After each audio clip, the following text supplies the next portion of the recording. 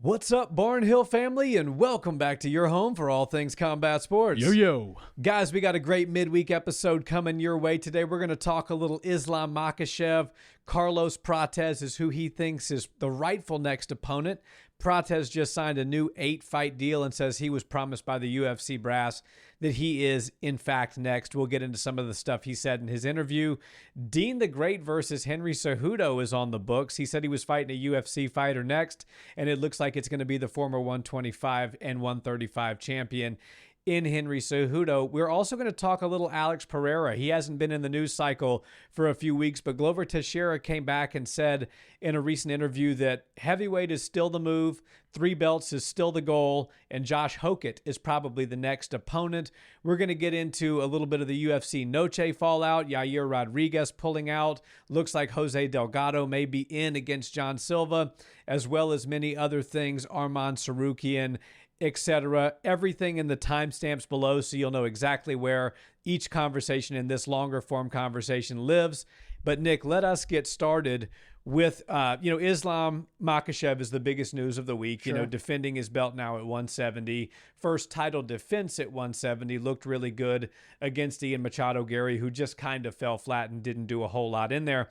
Now, Carlos Prates said in an interview that a lot of people actually do believe that, Michael Morales would be a harder fight for Islam. And he's like, yeah, Michael may be a little bit bigger than me, and I think that's why people think that. Yeah. They say he's got good grappling, but I haven't really seen any great grappling out of him. Yeah, he's got power, but he said, I would light him up on the feet, is basically what Prates said. His striking, he believes, is light years ahead of Michael Morales's, and he believes because he has that ability to connect with clean strikes and get knockouts that he's actually the best, not just the rightful number one contender, which I believe he is, but also the best stylistic matchup for Islam, he believes, is him. As well, now he's got a new 8-fight deal. He's being paid more. He's feeling like he's ready with the amount of money that he's making to become a champion and run as a champion. Thoughts on Prates being next? Thoughts on his new deal? And do you agree that he's light years ahead of Michael Morales as far as striking is concerned and is, in fact, the more dangerous opponent for Islam? Yeah, Carlos Prates versus Islam Makhachev is the right next fight. I know a lot of people were saying Morales should get it, but Morales' strength of schedule since he's been in the UFC isn't near as tough as Carlos Prates. And I know he's got that 18 or 19-0 record. It looks really good on paper, but a lot of those came from outside of the UFC, and Carlos Prates has basically beaten 2 former champions since the last time we saw Morales fight. So I think on merit, you kind of do have to give it to Prates. And one thing I really enjoyed seeing out of his training footage, apparently he's at the PAI and he's already training for Islam Makhachev, which is nice because he did tell us after his Jack Della Maddalena win that he was going to take the rest of the year to go party and have some fun, but it looks like he's locked in and ready to take on the champion sometime early 2027. I can't wait to see that fight. He was showing knees up the middle, which if you're dealing with a guy like Islam Makhachev, it's very difficult to avoid getting taken down, but you can always show them a couple things that might cause a little bit of pause out of a guy like Islam. And that's a knee up the middle, it's uppercuts, and I saw both of those taking place when he was hitting mitts at the PI. I think the content came out yesterday. Yeah. And so I love that because even if you're just feinting the knee coming up the middle, or even if you're just feinting the uppercut, that will give pause to a grappler who is going to change levels, shoot in close distance, and try to take you down.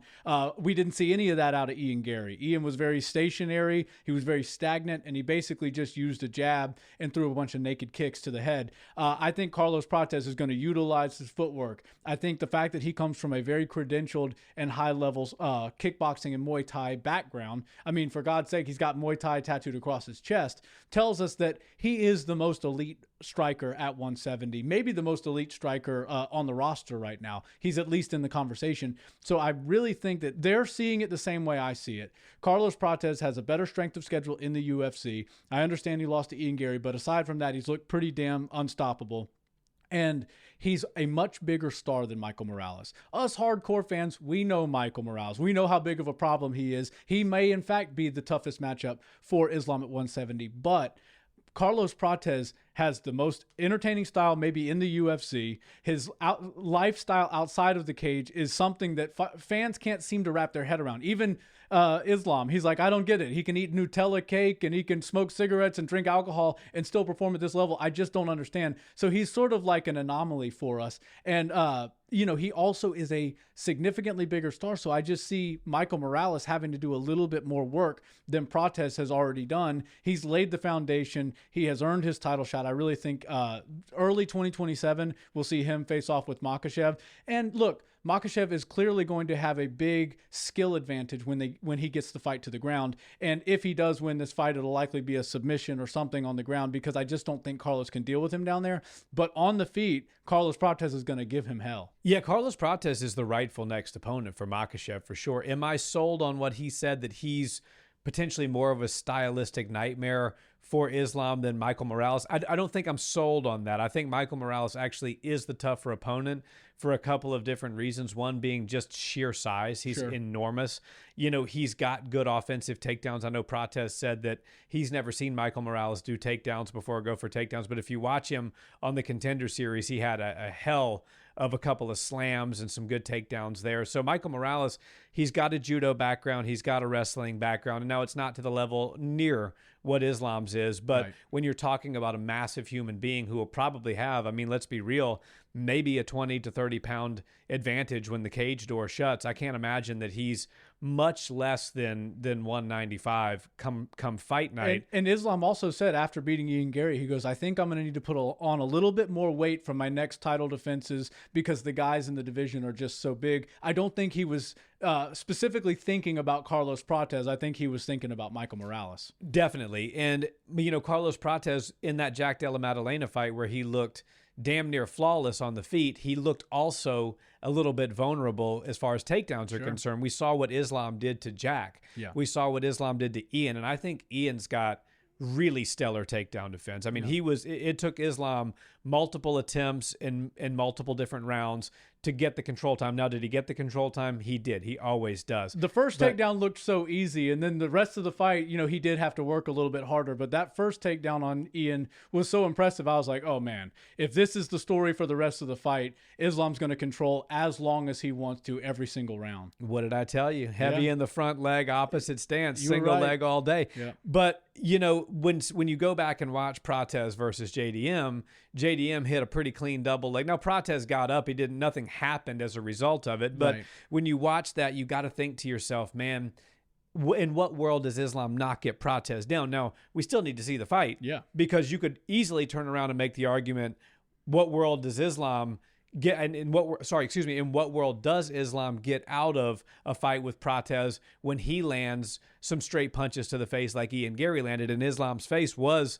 busted up. Now, I know there was a headbutt that did the damage to the nose, but there was more than just that headbutt that took place as far as doing damage on the face of Islam Makhachev. Usman Nurmagomedov even came back and was talking to Islam after the fight, and he goes, brother, you cannot go home and see your mother looking like that. And it's probably jarring for their parents because they usually don't wind up getting much damage on their face or, visual stuff that you can see, bruises and bumps. But Islam Makhachev left the cage with a few scratches, and Usman was like, bro, that is not like us. You cannot go back home looking that way. Well, we know that, Islam's mom is not a fan of what he does for a living. But, and this goes back to the whole argument. A lot of people are having it after the fight, who has the better resume, Islam or Khabib? For sure, Islam. Yeah. Go find a picture of Khabib's face looking like Islam's in the Dustin Poirier fight, in the Ian Gary fight, in the Volkanovski fight, So the dominance of victory. Now, I know Khabib didn't have the level of competition that Islam had, but, that's kind of a separate point.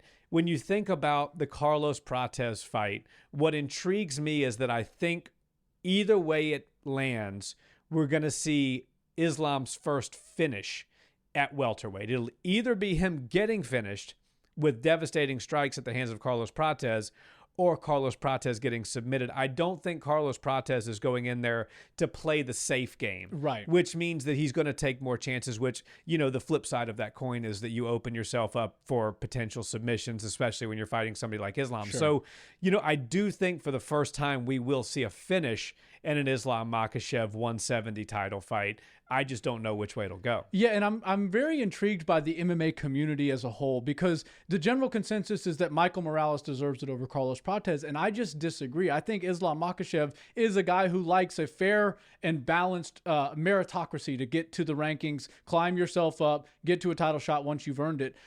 Jack Della Maddalena and Leon Edwards are both the last two fights that Carlos Prates had. Those are two former world champions. And I understand that maybe Leon hasn't looked great lately, and Jack Della Maddalena doesn't look like the man that got to the belt on a 17-fight win streak.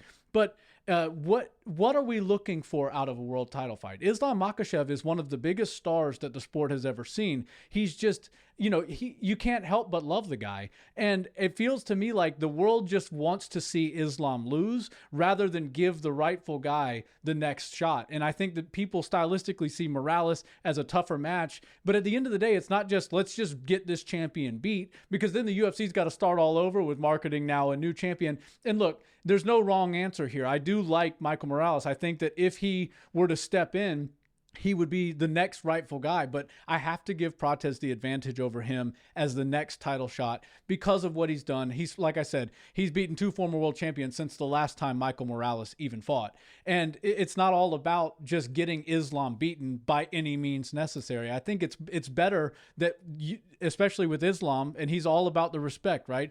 Find the number one contender and bring them to me. We're going to kind of come to a general consensus that is the best guy in the world that doesn't have the belt, and I'll test my abilities against him. And when you have Michael Morales potentially jumping over Carlos Prates, it just sort of throws a wrench into that. So I think Carlos Prates, the fact that he's a superstar, the fact that his striking is the most lethal in the division, the fact that he's for sure going to bring the fight, unlike Ian Gary did, makes it the most interesting matchup for Islam next. And look, Morales doesn't have to worry, because Islam Makhachev told us, I've got 17 wins. It's no longer the Anderson Silva record. It's the Islam Makhachev record, but I'm not stopping at 17. I don't want to just itch out my competition by one fight. I want to take this record of 20 wins in a row all the way to 20 wins. So I think that Islam is probably going to be around at 170 for 3 more fights, and there's no way that anybody else is going to jump in front of Michael Morales, even if he has to wait after Carlos Prates. Yeah, and that's a really good point about, making the fight against the number one rightful contender rather than the guy that the consensus thinks could beat Islam. Right. Like, I guess the perfect example of that would be, I would imagine if we polled our audience, do you think Quillen Salkeld could beat Justin Gaethje? I would assume probably more than 50% of people would say yes. Now, if I asked, do you think Paddy Pimblett could beat Justin Gaethje in a rematch? Probably most people would say no. But that doesn't mean that Quillen Salkeld now, with a Matus Gamrot win being his best victory, is now more important and up the line. So the meritocracy thing does make sense. And, speaking of meritocracies and working your way back into title contention, Glover Teixeira was on a recent interview where he said that the goal is still the same for Alex Pereira. It's the 3 championship belts. Yep. It's to stay at heavyweight. And if Josh Hokit, who's chirping a lot at Pereira, is the next fight, then that's the fight that we'll have. And so I think that we are going to see AP remain at 265, and his likely next opponent is going to be Josh Hokit, which is a massive fight, by the way. Yeah, Alex Pereira versus Josh Hokit has to happen next. And I love that Alex Pereira isn't, still very upset and trying to, dispute the loss at the White House against Cyril Gane. I think that the fact that he's able to say, I need one win, and then basically the UFC will give me another title shot, is a perfect thing for him to do to end this year. I think into 2026, we should see Pereira, and I'd love to see Josh Hokit. It's only been a couple of months since we saw Josh Hokit at the White House, and from all the viral clips to the epic performance he had over Derek Lewis, I miss the guy. I want to see him back in action. And, love him or hate him, you can't turn your eyes away when he's on the TV. So I hope the UFC's heavyweight division's next big fight is Alex Pereira versus Josh Hokit. And look, if Josh can beat Alex Pereira, even though he hasn't had very many fights in the UFC, he's the guy that should challenge for the belt after that. But again, Alex Pereira is trying to make history. The UFC loves Alex Pereira. They want to see him become the first triple champion that the sport's ever seen. And I believe one win would get him right back into a title fight. You know, I know we have the Tom Aspinall return looming. Cyril Gane is obviously our champion right now. But Alex Pereira is such a big star. One win against a guy like Hokit, who has proven to be one of the best heavyweights in the world. And now he's also in the top 5. Certainly is enough for Alex Pereira to get his next title shot and then obviously try to complete the history run of getting 3 belts. And for me, matchmaking wise, that is a home run. When I did Matchmaker Mondays, that was the fight that I came out with. I was like, all right, we got to see Josh Hokit face Alex Pereira. The promotional side's already done. They did that first press conference. I'm going to chama on your mama. That line was made famous there. He referred to Ilya and Alex as being like boyfriends, and he bird feeds them, all the Josh Hokit stuff that he does. Yeah. And by the way, Chael Sonnen also mentioned that Josh is sort of going to mold all 3 of these characters that he's kind of given to the public, from the down Vato to the shy, guy, and then also the incredible hoaxer. He's going to mold them into one, or he's going to, maybe let us in on another personality. I don't know the story yet. I'm dying to find out what it is. And that's also another reason why I want to see him back in the cage soon, because I think Josh Hokit is must-see TV, and whatever it is that he's going to do next is going to ruffle feathers. It's going to piss a few people off. Us type of fans that just love the promotional side just as much as we love the fighting are going to for sure be on the ride for it. So I can't wait to see it. I hope at the end of this year, throw those guys on Madison Square Garden or throw them on one of the numbered events to close out this year. That is a banger fight. Yeah, and am I the only one that thinks it's a little weird that we got a full main card of UFC 333 announced, but not 332? Very weird. That kind of makes me. We haven't heard any Tom news. We haven't heard any Cyril news. Right. We got Glover now coming out talking about Hokit versus Pereira. Yeah. That almost makes me think that we're leading towards like a 332 being Gane versus Aspinall, and maybe, dare I even say, the co-main event could be the heavyweights in Hokit and Pereira. That way somebody's there in case something falls out of the main event. I don't know. I think there's something to be said for the fact that it's a little strange that the UFC gave us the full 333 card. We know that Eddie Hearn is now negotiating for Tom Aspinall. We know Dana and Eddie Hearn's relationship is not good. So is there a little gameplay and tactic going on behind the scene where it's like, you know what, Eddie, maybe there's some roadblocks in the negotiation. We're moving the train down the track. Here's 333. We'll announce 334 and 335, and we'll make a main event for 332 that doesn't involve your fighter. I don't know. Maybe I'm reading too much into it, but I feel like there's something there, and I feel like 332 has heavyweight written all over it. Yeah, I agree with you. It's got to be either heavyweight or interim title at light heavyweight that will headline UFC 332. For me, it's hard to say, right? People are kind of saying that Yuri Prochazka is back in camp, which makes you think, okay, well, what are we going to do? Ulberg is out until sometime middle next year. Is Paulo Costa already, a number 1 contender and eligible to fight for an interim title? He's a big star, and he's looked really damn good at 205 thus far.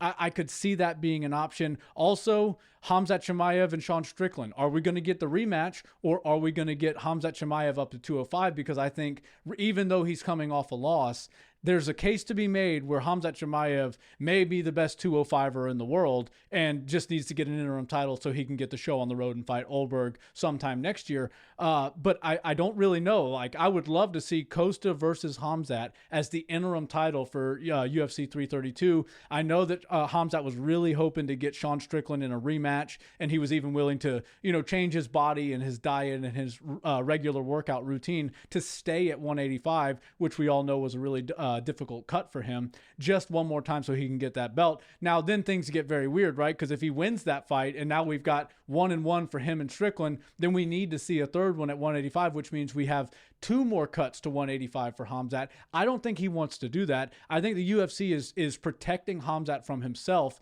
and moreover the weight cuts, and I think we should slide him up at 205. I'm not even against giving Khamzat an interim title shot at 205, even though he's coming off the loss. He's a huge star.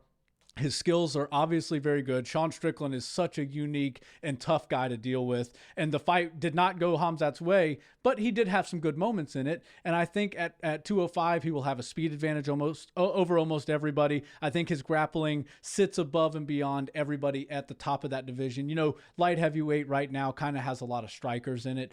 So I don't really know what they're going to do, but Costa and Khamzat, for me, is the most exciting fight that they could possibly make for an interim title at 205. And I'm with you. Heavyweight could wind up being 332, but for some reason I have a feeling it might be getting pushed under the rug a little bit because it's an interim title and they haven't fully ironed it out. Yeah, and then does heavyweight happen in December? You know, it's a lot of moving parts. I think Khamzat's pretty dead set on the Sean Strickland rematch. Yeah. I think he won, and I think I don't think he's going to give Sean a trilogy. I think if he wins, he's going to vacate, and then it's going to kind of leave 185 with a bit of a mess, but you know, there's enough contenders that they can clean it up pretty fast. DDP and Imavov, right? Exactly. Or Sean and DDP for, you know, the third time, or, you know, however you can't really screw Imavov. The guy really does kind of deserve a shot. Let's move into the breaking news of today, right? So Yair Rodriguez has pulled out of Noche UFC. What the hell?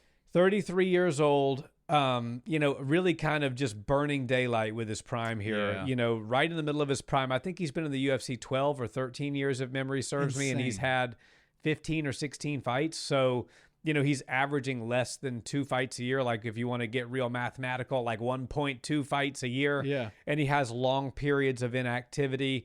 Man, there's calls that I'm seeing on social media today saying to just go ahead and cut him. And it wouldn't be the first time, right? He's been released from the UFC before and brought back. What do you make of El Pantera? I mean, we don't know. I was trying furiously to find why he's out of this fight before we sat down to record, but everything that I'm reading is just saying there hasn't been an official statement. Now, maybe by the time this video comes out, there will be a reason behind it, and then, you know, we can engage with the commentary about what that reason is. But as we sit here recording right now, Yair's out, and there's no explanation as to why. Yeah, Yair versus Jean Silva was a perfect main event for Noche. And, you know, losing that match really does feel like a blow to the gut because it's a top-heavy card. You know, Noche was obviously a numbered event when it first started. And, you know, the Sugar Sean and Merab fight, that was huge. And this year, it kind of feels like a diet version of Noche. But that's okay. They've got numbered events everywhere else, and you can't just dedicate one pay-per-view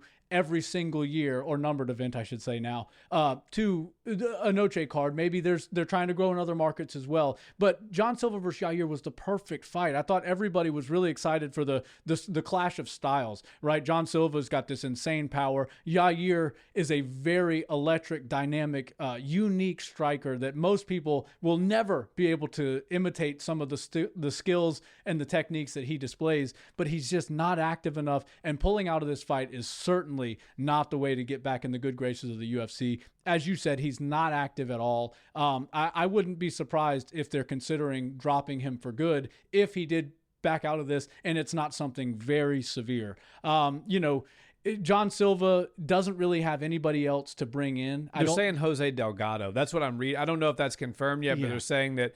And I mean, nothing against Jose Delgado, but like, Noche's kind of become an important thing. Yeah. And you kind of need a Mexican fighter to headline it, at least like a Diego Lopez, for example, right. Born in Brazil, but represents Mexico, somebody like that to headline the event. And Yair was the guy. Jose Delgado, I don't know if he has that pull yet to really headline a Noche event. Yeah, I mean, you've got Brandon Moreno back in the queue, and I get that he's not who he was as a champion, but that's a former champion who had quite a run as a champion and a contender. So to have a guy like Jose Delgado get the main event slot over a guy like Brandon Moreno feels weird. Now, Yair and John together, that's a perfect opportunity to get a former champion on your undercard. But Jose Delgado versus John Silva sort of feels a little bit off. You know, I'm not mad at it. I hope John Silva can still compete. I hope they can salvage this card any way possible. But Yair Rodriguez isn't doing himself any favors. I don't know what the issue is this time, but if he doesn't get active or at least come up with some sort of good excuse, right? Charles Oliveira had to back out of his fight with Arman Tsarukyan, and he had a very good reason for that. Same with Ochoa. Yeah. They're a very tight-knit group, and that was more than enough reason to not show up for your fight or have to back out in advance. But Noche's not too far away. and we just lost the main event. So I don't know who they're going to switch him out with. If Delgado's an option, I don't know if Kevin Vallejos has a fight right now, but I feel like he'd be a better fit against Jean Silva at this current time. Yeah, I mean, not Mexican certainly, but Spanish speaking nonetheless. Yeah. And yeah, that would be a fun one. And you got to kind of feel bad for Jean Silva too, because it's like he was a win over Yair, who's fought for a belt before. A lot of people were thinking John's kind of knocking on the door. That probably gets you in the through the door and into a title fight. But yeah, beat Jose Delgado. Does that really move the needle for you? Or are you just taking a risk for not much reward? I think the UFC will reward him because they like his fighting style. And if he saves the card, they'll still give him a title fight. But yeah, let's move into a little Arman Tsarukyan. Arman Tsarukyan. Yeah. So Batman. By the way, he has officially changed his name, his fight name. I don't remember what it was. It was some Armenian word. Now he is Arman Batman Tsarukyan, which he's been at RAF now for several fights, I think since he started with RAF. But he is officially going to walk out to She Wanna Be With an Indian by Neon. It's a rap song that the streamer Neon created, and he is going to be announced as Arman Batman Tsarukyan. So I can't wait for that fight. And look, I was excited for the Charles Oliveira rematch, but I was never like, as soon as they announced Charles versus Arman Part 2, when they said it's going to be 5 rounds, but there's not going to be a belt on the line, no BMF option for Arman, and you know, all the stuff that came with it, I was like, it sort of feels like he just ran back into Charles Oliveira and there's nobody else timing-wise that he could fight. And then you pull Charles Oliveira out for good reason, of course, and then you bring Mauricio Ruffy in. It's a totally different style fight, but a very interesting one. And I get that Ruffy has never gotten a title shot yet. I get that, you know, he has a big deficit on the ground, and Arman's probably going to be able to exploit that, take him to the ground, as long as he can stay safe on the feet. But Arman versus Ruffy is very interesting because it's a very clear #1 contender fight for one man. I don't think if Ruffy beats Arman that he draws into Justin Gaethje, but I think Arman Tsarukyan beating Ruffy would absolutely be the nail in the coffin, or the final statement that Arman needs to make ever since he backed out of the title fight with Islam Makhachev a couple of years ago. You know, he's been in timeout with the UFC. He hasn't, you know, done anything to really upset them. Obviously the headbutt, but everything else that he's done outside of the UFC has just gained his popularity. It's made him more famous. The UFC and Dana White himself even came out and said, I love what Arman's doing with Nina Drama. I love all the content he's coming out with. He's becoming the most interesting man in the world, and we love to have stuff like that. So I think Arman is back in the good graces. They just want to see him active, and they know that the champion Justin Gaethje isn't looking to fight until 2027. So Arman has to do this again, but once again, he's showing us he wants to stay active.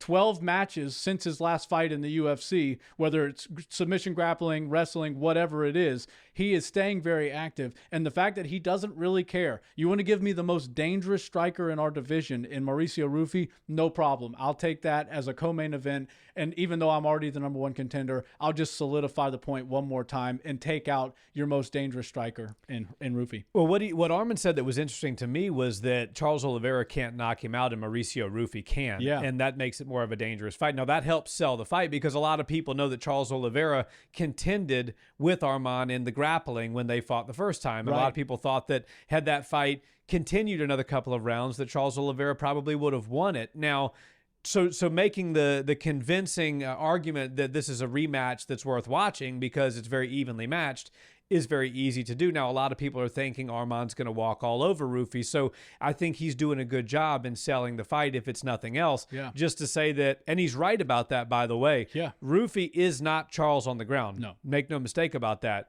But Charles is not Ruffy when it comes to striking, with the accuracy, with the power, with the ability to be creative. Mauricio Ruffy brings an interesting wrinkle to the game that Arman Tsarukyan is going to have to contend with. And he said, my dad gets nervous when I fight, so I want to end this fight as fast as possible. You don't want to be on the feet mixing it up with Ruffy for too long. We saw him dismantle Michael Chandler.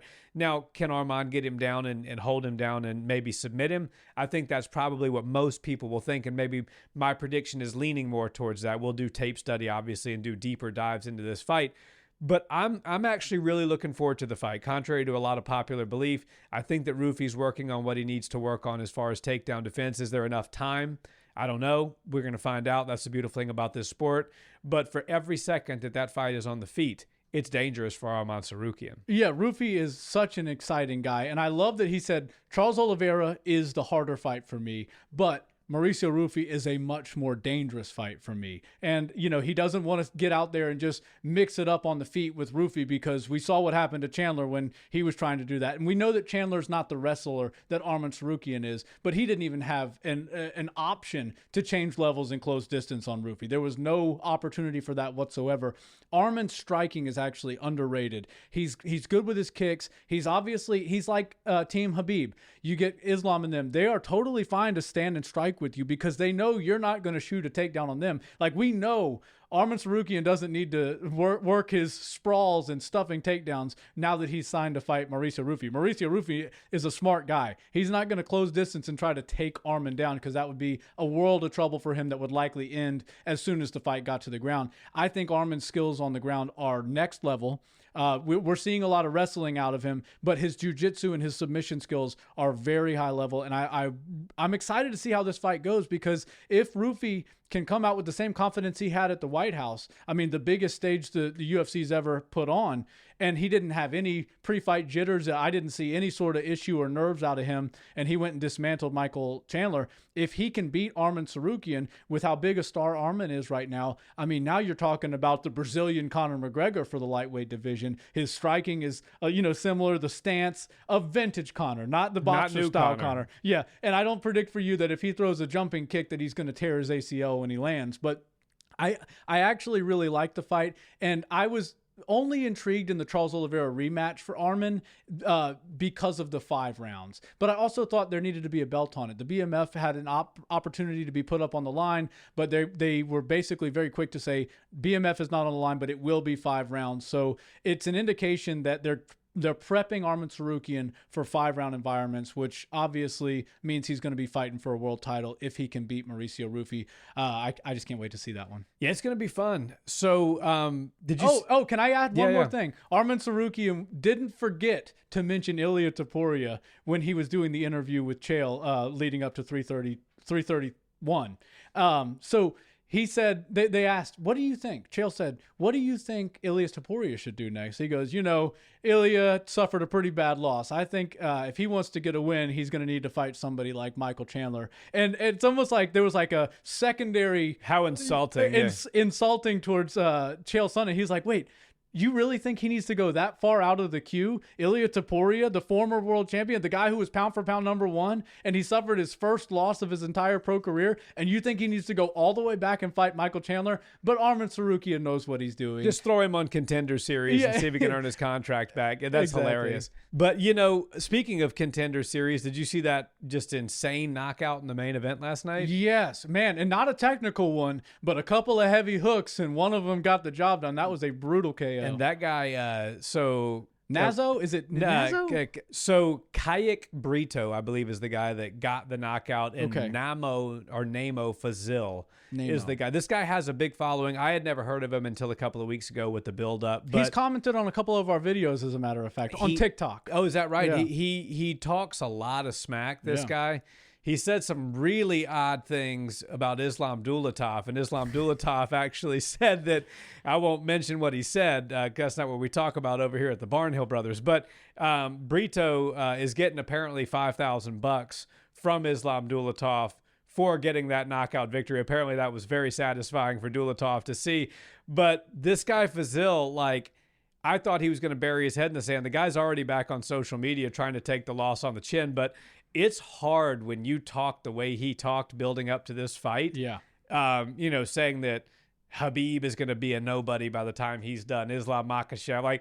This guy was you could tell he was doing it for the clicks, and he had a big social media following prior to the Contender Series fight. But man, did he ever, eat a big old slice of humble pie at the hands of Kaike Brito last night in Contender Series. We may have a new king of cringe in Namo Fazil. Now, obviously, he didn't get a UFC contract after losing on Contender Series, but he's the kind of guy that just wants to ruffle feathers and piss people off. Remember, after he fought on Jake Paul's MVP card, he got out into the crowd and got in Arman Tsarukyan's face. And that was, a viral moment for him. And I'll never knock a guy for trying to do a little business and hype things up. But realistically, ultimately, Jake Paul saw him as a guy that he could grow in MVP, and Arman Tsarukyan is now we're sitting at about 12 months where he's the number one contender in the UFC. So there was realistically no shot that Namo Fazil was ever going to fight Arman Tsarukyan unless he could somehow get to the UFC and then go on a crazy win streak. Now, he got his contender opportunity, but that didn't go his way. He got highlight reeled, and, I don't know what's going to happen for him. Obviously, Dana gave him an opportunity.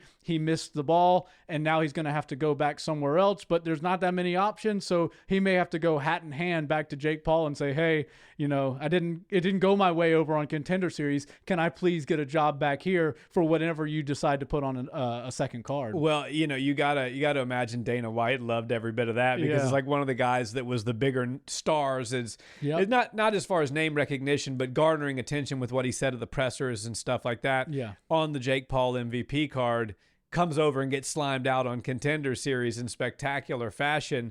But Brito, credit to this guy. This guy, it was a fun fight while it lasted. He swung for the fences. I don't think that he could hit that shot again. It wasn't like the most beautifully technical shot in the world. He was looking at the ground when he threw both hooks. The first one missed by a country mile. Somehow the second one landed flush. And that was lights out. Nobody could eat that shot. No. So, it's not like Namo's got a glass chin or anything, but, you put that shot on a horse, you're probably knocking him out. Yeah.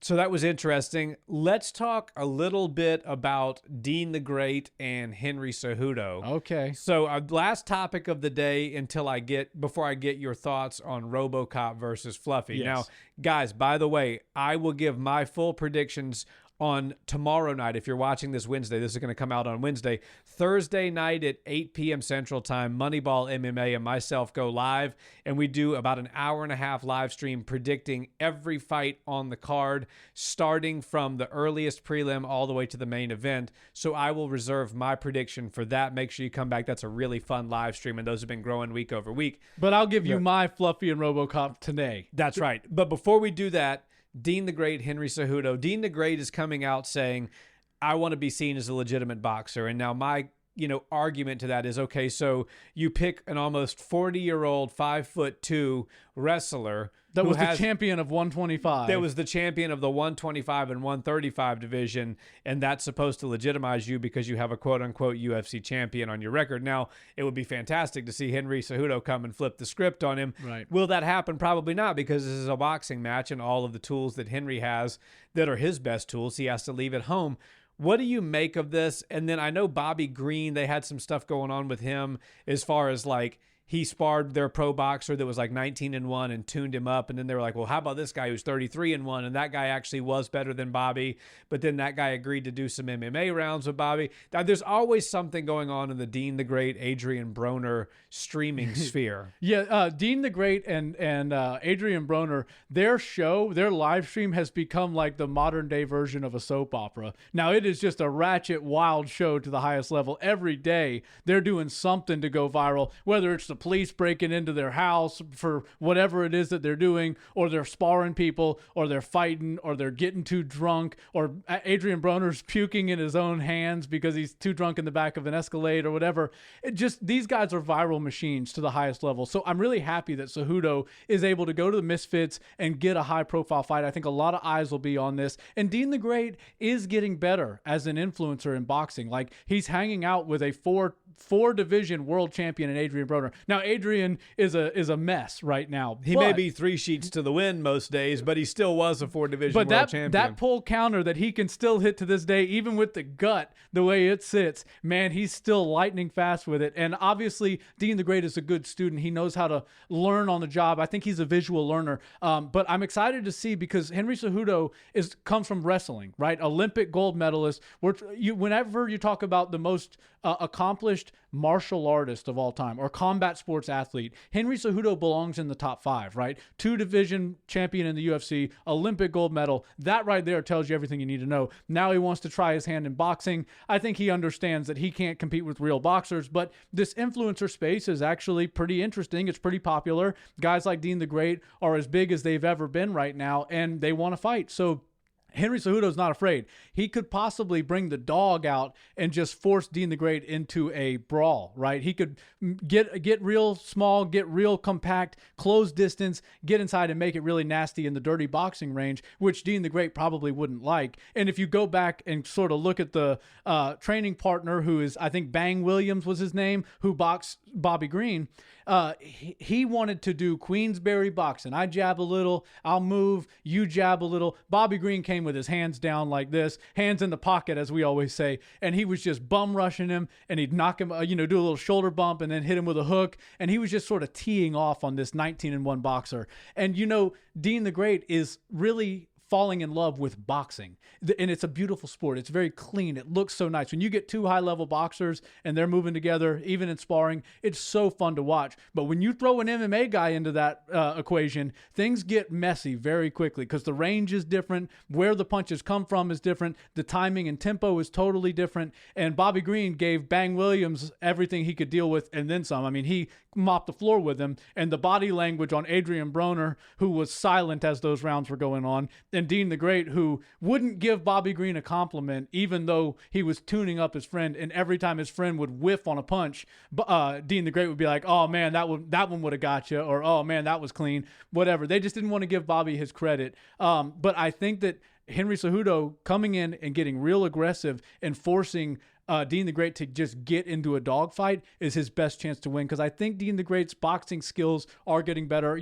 Everybody can look good on the mitts if you take enough time, but when you want to look good in sparring and you want to look good under the bright lights, you do have to get years of good rounds and that sensitivity to getting hit and being in dogfights. And I think Henry Cejudo's best chance is to just make this as ugly as possible. Yeah, and even still, I mean, they must just be paying Henry a bag to do this. He's 5'2", 5'3", and his boxing's not his thing. He's got short arms. Deen the Great should win this fight. And then, he's going to set himself up for, hey, I beat a former UFC champion and, 2-division champion. And but I see where they're going with it. You know? And I don't want to just pile on the boxers, because this Barboza character, Arnold Barboza, I think is his name, he sparred with Bobby Green, and that video went viral. I think it was about a week after Deen the Great and Adrian did that sparring session for Bobby at their gym. And Barboza put the screws to Bobby Green. I mean, he was fighting like a real boxer. He was moving like a guy who's got a 33-1 professional record with a WBO world title attached to him.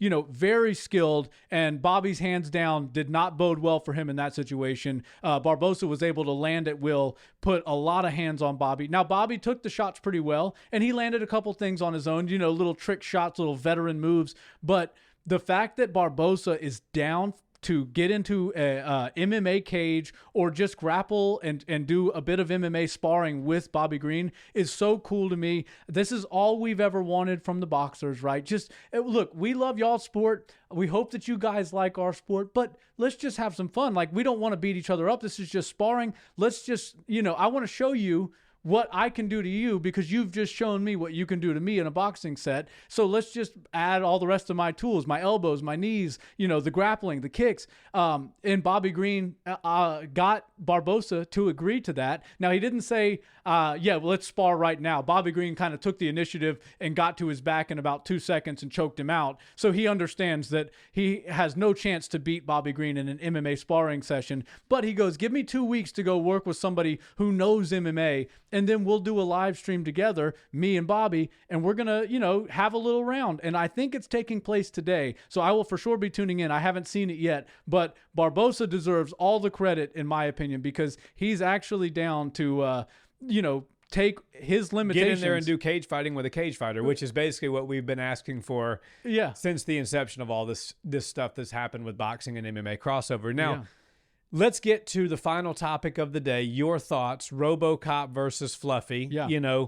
Sacramento fight week. Anthony Hernandez now training with Sean Strickland. Spent a lot of time at Extreme Couture this camp. Yeah. Robocop is a good fighter, trying to get himself into that elite discussion. Not there yet.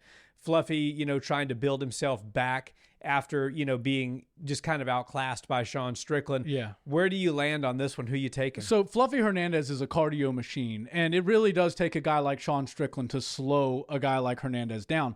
But Robocop is a more stationary power puncher. He likes to plant his feet, throw his big shots. He's not this versatile mover with a ton of agility on display. But Fluffy Hernandez is so good at taking the fight as it comes to him, and he's totally down to strike with you, and he can mix in the shot attempts really well. His cage work is brutal. You know, when you finish a round with Fluffy Hernandez and he probably got the 10 and you got the 9, that you're exhausted after that round. Fluffy Hernandez is still one of the best 185ers in the world.